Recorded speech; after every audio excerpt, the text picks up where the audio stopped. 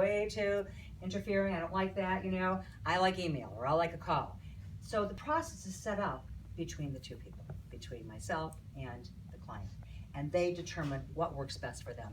And I must tell you today, in our world of technology, most people do like the texts.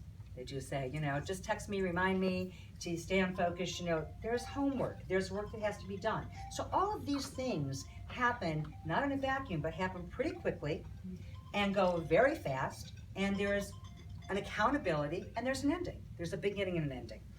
The second part gets you into your action. Talked about that. Okay. So that first part, I wanted to mention something else about that, the unexpected places.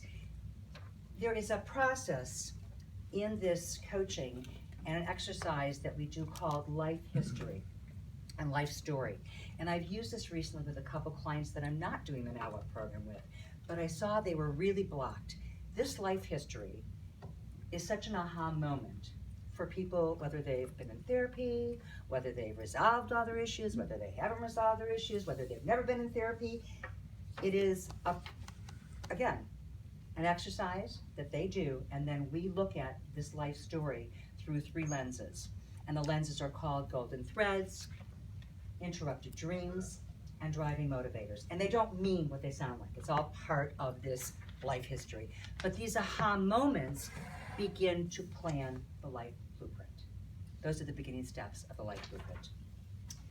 The second part of it talked about action. It's really your purpose. It's your it. So again, in coaching, I talk a lot about it. What's your it? In quotes, I'm putting it.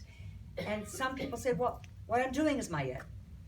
And so I said, okay, so then why are you calling me? You know, what's the change about? And a lot of it is from retirement. People say, I'm going to retire, I'm going to transition. What do I do next?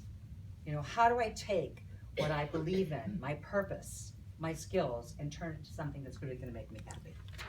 So how to get there? It's the power of now. Okay, so now is really, really important. It's about completing projects that are unfinished so that you can move to the next one. So I don't know how many people in here are procrastinators. Anybody in here procrastinator? A few of you, okay. So those of you that are procrastinators, you know, what does it do?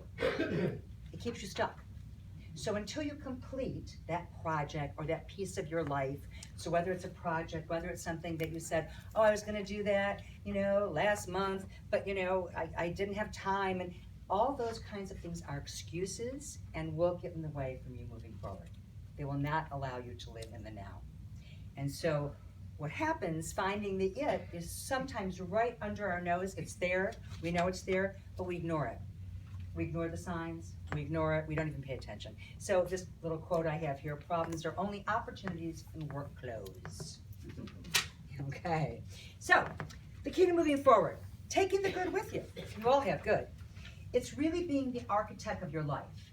It's really knowing what you want, keeping in front of you, and not letting life take over. So a lot of my clients, when I've worked with them, I said, so how come, you know, it's not like, why didn't you get that done?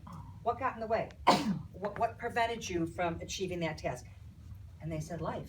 I said, exactly, life happens. We can't let life get in the way. When you're in a coaching model, and you're